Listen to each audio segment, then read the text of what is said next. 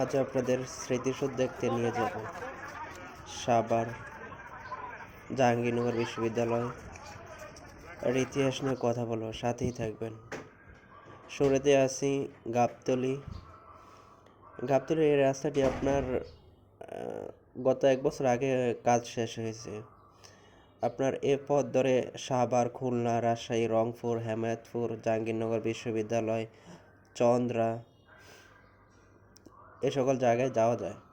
উত্তরবঙ্গের অনেক জায়গায় এই রাস্তাটি ব্যবহার করে যাওয়া যায়। আপনার রাস্তাটি মানে বেশ ভালোভাবেই করছে, কিন্তু এখনও সম্পূর্ণ কাজ শেষ হয়নি।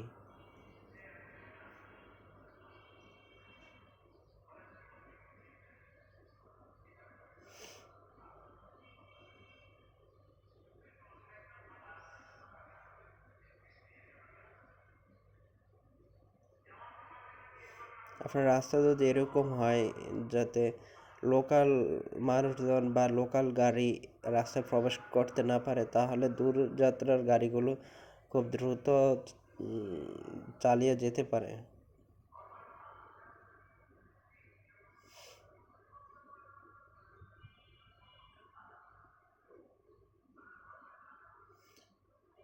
বেশ সুন্দর করছে। সামনে রয়েছে আপনার আমিন বাজার। আমিন বাজার আপনার সাভার সাভারের একটি উপজেলা। আর আমিন বাজারকে একটি ইউনিয়ন ধরা হয়। আর আমিন বাজার আপনার তুরাগ নদীর পাশেই অবস্থিত। পাশ দিয়ে দেখতে পাচ্ছেন ময়লার ভাগাড় পড়ে আছে। এই ময়লার ভাগাড় থাকা মানে একটা দারিদ্রতার চিহ্ন প্রকাশ করে। কারণ একটা দেশকে পর্যটনের জন্য প্রেজেন্ট করে, বিদেশি টুরিস্টরা এসে ভিজিট করে, তখন এইরকম ময়লা দেখলে তারা একটা ব্যাড রিপোর্ট করে।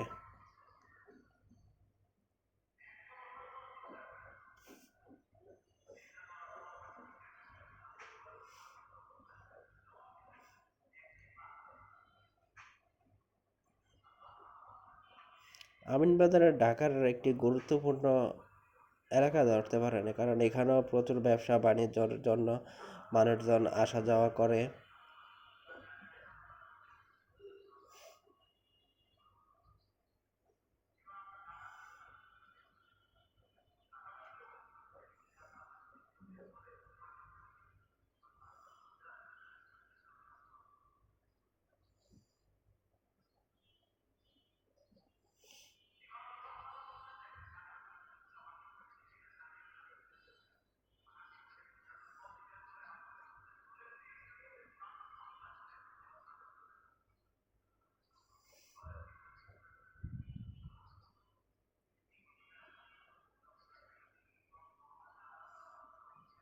যত্রতত্র ময়লা ফেলে রাখছে। এই সব ময়লা মানুষের দূষিত করে, একটি শহরকে যতটুকু দূষিত করার তাই করে। এই মাত্রই আপনার আমিন বাজারের আপনার ব্রিজের উপরে দিয়া আসলাম। এটি হচ্ছে তুরাগ নদী ব্রিজ।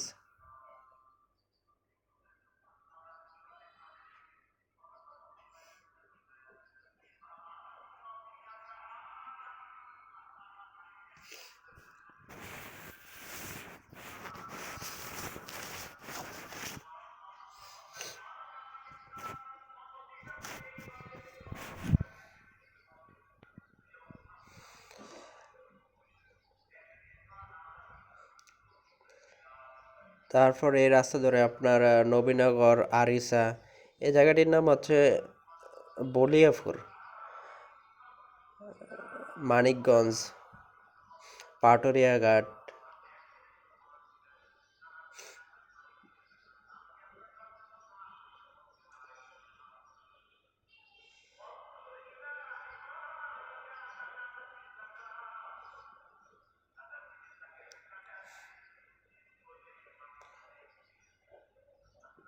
প্রতিবন্ধীকে পথ চলতে সাহায্য করি।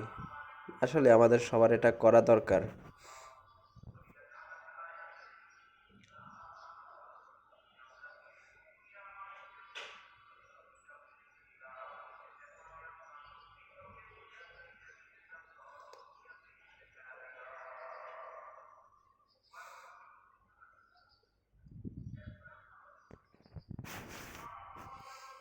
রাস্তার পাশ দিয়ে আপনার কাজ চলছে, কিন্তু আপনার যতটুকু দেখতে পাচ্ছি এখানে কোনো আপনার সিগন্যাল লাইট ব্যবস্থা নাই।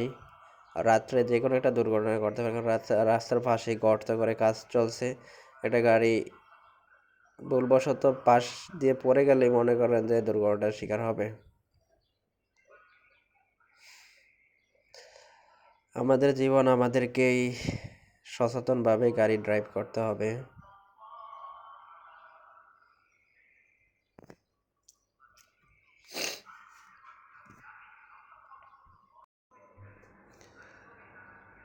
এ সকল জায়গাগুলোর নাম বলি, হ্যাঁ, এ পাশ দিয়ে আছে আপনার পুলিশ টাউন, তারপরে রাস্তাটি ধরে আপনার পাবনাও যাওয়া যাবে, তারপর নয়ারহাট নামে একটা জায়গা আছে, ওখানে যাওয়া হয়নি অবশ্য, এখান থেকে দূর আছে, 15-16 কিলোমিটার হবে। যমুনা সেতু, সিরাজগঞ্জ, বগুড়া, টাঙ্গাইল, জামালপুর, সিরাজগঞ্জ।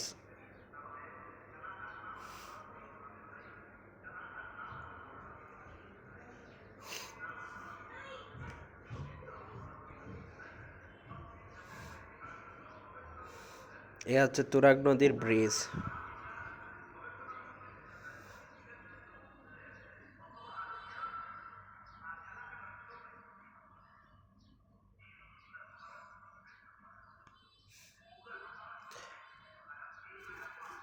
এই শহরটার নাম হচ্ছে পুলিশ টাউন।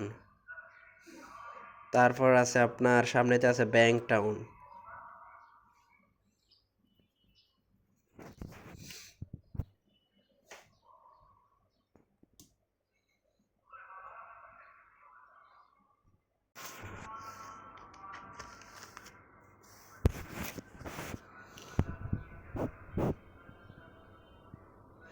সাভার কৃষি মার্কেট।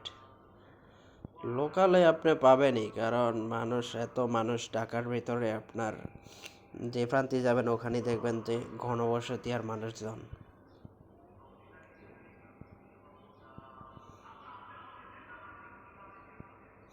আর সাভার বাস স্ট্যান্ড।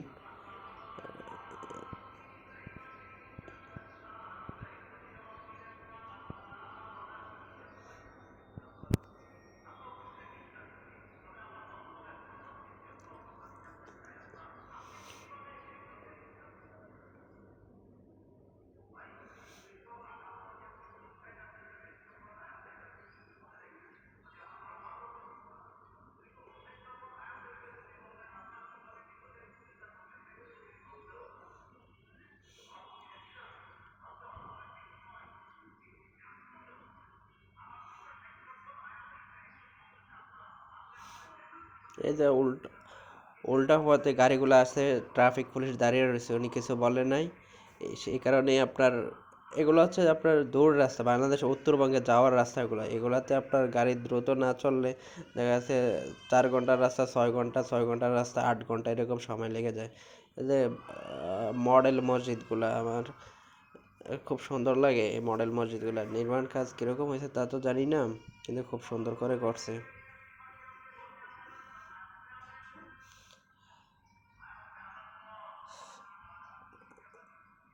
একটা হচ্ছে সাভার বাস স্ট্যান্ড, একটা মানে সাভার থানা স্ট্যান্ড।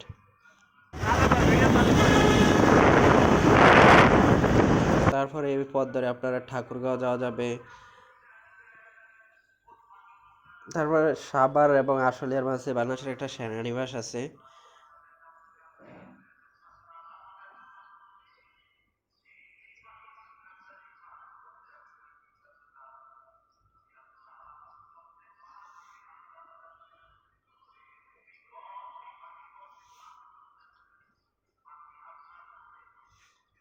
দেখেন কি সুন্দর, সব কিছুই ঠিকঠাক আছে, কিন্তু আপনার এই রাস্তায় যদি ময়লাটা অত একটা কম থাকে তাহলে সবই সুন্দর লাগে।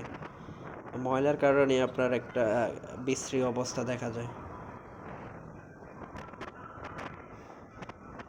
যা ইচ্ছা তাই। এই যে আপনার সামনে হচ্ছে জাহাঙ্গীরনগর বিশ্ববিদ্যালয়, কিন্তু এই রাস্তার পাশ দিয়ে দেখেন কি পরিমাণ ময়লা পানি ফেলে রাখছে।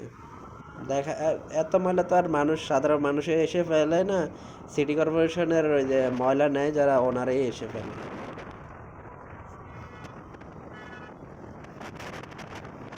তারপরে এখানে আছে বাংলাদেশ বেতার, সাভারও একটা বাংলাদেশ বেতার নামে জায়গা আছে, শেরপুর যাওয়া যাবে এখান থেকে আপনার।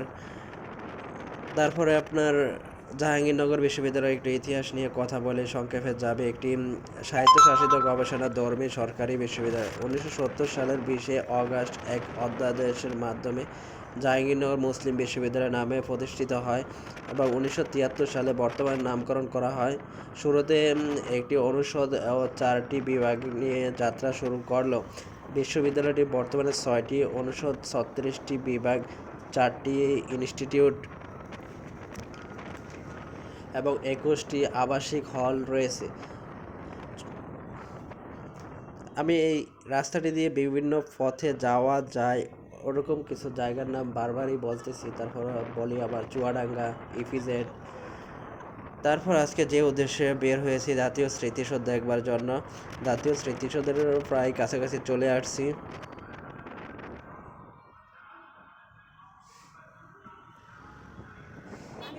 জাহাঙ্গীরনগর বিশ্ববিদ্যালয় গেটটা এখানে দেখেন। জাহাঙ্গীরনগর বিশ্ববিদ্যালয় তো জাকসুর নির্বাচন হওয়ার কথা ছিল, তো আবার বয়কট করছে, সে কারণে হয়তো বা সংবাদ সম্মেলন করতেছে বিশ্ববিদ্যালয়ের সামনেই। জাহাঙ্গীরনগর বিশ্ববিদ্যালয় এরিয়াটা অনেক বিশাল, আর ওর কার্যক্রম সব কিছু ভিতরেই হয়। ঢাকা বিশ্ববিদ্যালয় ওই টিএসসিতে যেমন সব মানুষ দেখতে পারে, অতটা বাইরে হয় না। সব কার্যক্রম ভিতরে হওয়ার কারণে বাইরে বোঝা যায় না যে বিশ্ববিদ্যালয়ের একটা পরিবেশ।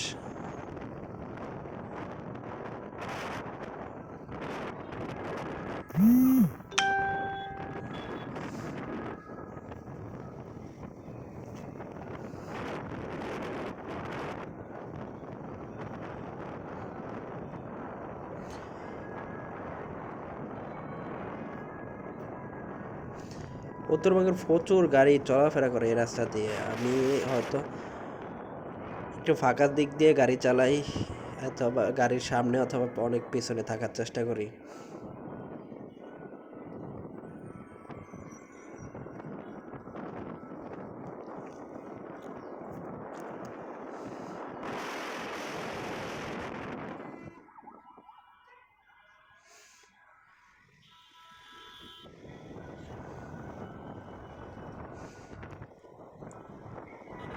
এখানে হয়তো কিছু অনেকগুলো পার্ক আছে, কিন্তু সবগুলোর তো নাম জানি না এরকমভাবে। এখানে হয়তো আর্মিদের বাচ্চাদের জন্য একটা স্কুল আছে, স্কুল কলেজ রয়েছে।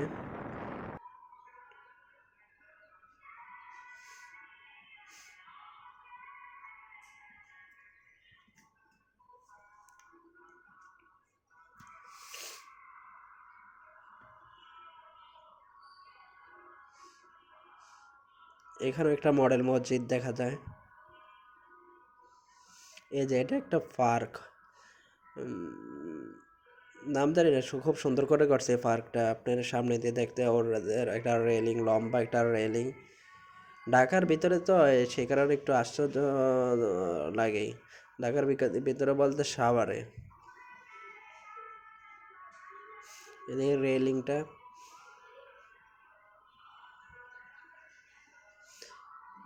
স্মৃতিসৌধের একদম সামনে চলে আসছে। স্মৃতিসৌধের সামনে এমন এক অবস্থা করে রাখছে, আপনার গুলিস্তানের মতো অবস্থা হয়ে রয়েছে। আপনার লোকাল দোকান দোকান কাপড়, সবজি, সব এভরিথিং এখানে নিয়ে বসছে। এটার যে সৌন্দর্য তা নষ্ট করে ফেলছে। ওই যে তাঁবুটা নিয়ে রাখছে, একদম মনে হয় যে বস্তি। এটা বলার কারণ হচ্ছে যে আপনার, আমরা তো মেনে নেই যে আমরা দেশের মানুষ কাজ করে খায় বা কিছু, কিন্তু একজন পর্যটন আসলে এগুলো ভালো চোখে দেখে না। দেখেন এই স্মৃতিসৌধের মেন গেটটা, ও তো আমি বাইক রাখার জায়গা পাই না, কিন্তু আপনার দোকান, অহরহ দোকান। তারপরে হচ্ছে যে এখানে আনসার বাহিনী আছে, ওনারা কিছুই বলে না, হয়তো বা টাকা পয়সা চাঁদা দেয়। তারপর স্মৃতিসৌধের একদম ভিতরে বাংলাদেশ স্বাধীনতা যুদ্ধে নিহত মুক্তিযুদ্ধ নিহত বেসামরিক বাঙালি ও অবাঙালিদের স্মৃতি উদ্দেশ্যে নির্মিত একটি স্মারক স্থাপনা। নির্মাণ শুরু করছিল 1978, সম্পন্ন হয় 1982 সালে। উচ্চতা 150 ফুট বা 46 মিটার। স্মৃতিসৌধের ভিতরের জায়গাটা খুবই সুন্দর, কয়েক একর নিয়ে করছে তো পুরোটাই খুব সুন্দর করে সাজাইছে। মানুষজন এসে ঘুরে ফিরে, খুব একটা নিরিবিলি জায়গা, ভালো লাগে।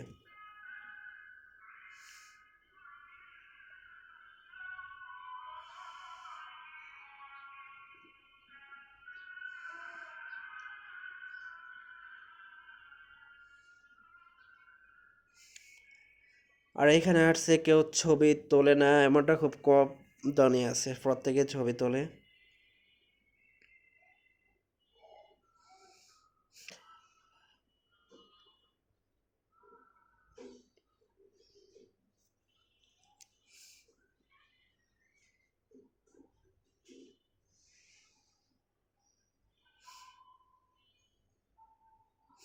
আপনারা সবাই ভালো থাকবেন, সুস্থ থাকবেন, আরো ভালো ভিডিও তৈরি করতে পারি আশাবাদী।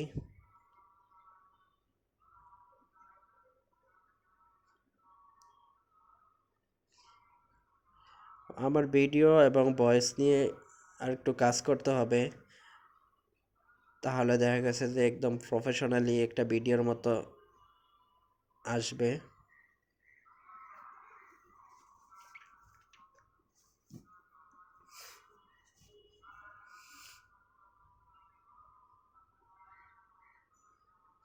এই ছিল আজকের হাবিজাবি কথাবার্তা।